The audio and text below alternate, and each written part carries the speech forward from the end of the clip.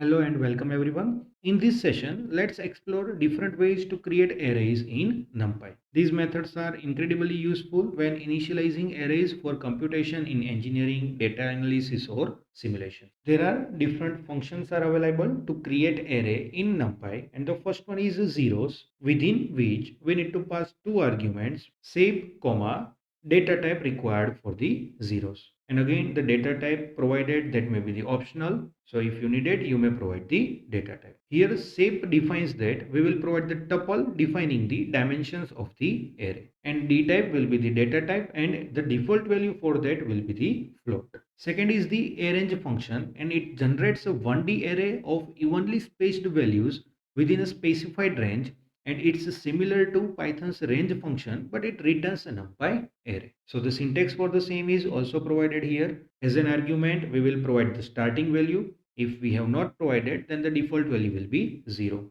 Then we need to provide the stopping value, and it is excluded from the calculation. Third, we need to provide the step size, and the default value for that is 1. And the last one will be the data type of the elements. The next one is the random module available within the NumPy, and that random module is having the function rand, which creates an array of random numbers between 0 and 1, and the numbers are drawn from a uniform distribution. So as you can see, in the rand function we need to provide the multiple values, that is d1 comma d2 up to dn, which represents the dimensions of the array. The last one is the empty function, which is again available within the numpy module, and it creates an uninitialized array of specified shape. The values in the array are random and depend on the state of the memory. So here again, shape refers to the tuple defining the array, and d type refers to the data type of the array elements, and the default value for that is float. So let us go to the VS Code to access all these different functions and create different required arrays. Here one file is created, the import statement is mentioned, that is import numpy as np. Now the first step is we will create a 3 by 4 array filled with the zeros. So to create a 3 by 4 array filled with the zeros, we are having the zeros function in the numpy, and within which we will provide the 3 comma 4 shape in the tuple format. So here, as you can see, we have stored one array into the np.zeros, and within its argument provided the 3 comma 4. So 3 comma 4 in the round bracket refers to the tuple, and it will create a 3 by 4 array. Next, one message is printed, and our objective is to print that final array. So let us run the program. So here you can see that the 3 by 4 array is created, and it is having the default value float. So all the values are mentioned in the format of 0 point. Second, suppose we want to create an array from 0 to 20 with a step size of 5. So for that we may use the arange function, and as you can see, we will use the function np.arange.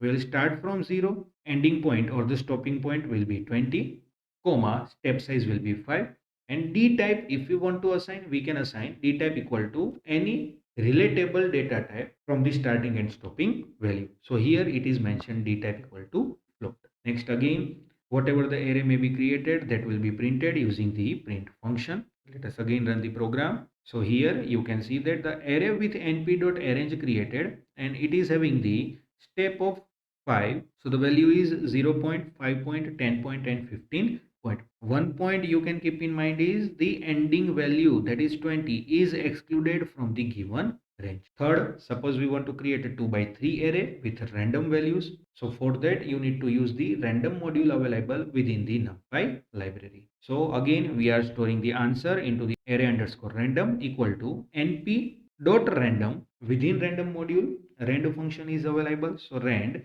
2 comma 3. So 2 comma 3 refers to the tuple, and it will represent the 2 by 3 array. Again, whatever random array may be created, it will be printed on the screen using this print function. Let us run the program. Here you can see that the 2 by 3 array is created, and it is having the value in the range of 0 to 1. Last, suppose we want to create a 2 by 2 empty array. So for that we need to use the functionality empty, and for that we will store the answer array underscore empty equal to np dot empty. Again we will provide the dimension in the format of tuple 2 by 2.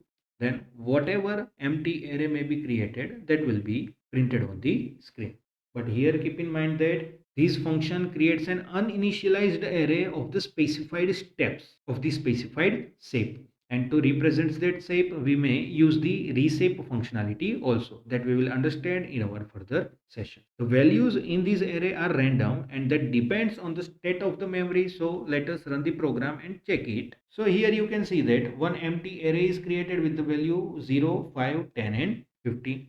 Here again take a note that the values in this array are arbitrary and uninitialized. So if we see, these zeros function can be used when you need an array initialized with zeros. One can use arange for creating a range of numbers in a specific pattern. This rand function is useful for generating arrays filled with the random values. And this empty function used for creating arrays quickly when you don't need any initialization. So these array creation methods form the foundation for working with numerical data in Python. Start experiment with them to suit your specific needs. I hope you find this content very informative and you are practicing very well to have the idea about these different functionality and how to utilize them based on requirements. So looking forward to see you all in our further session. Till then, thank you.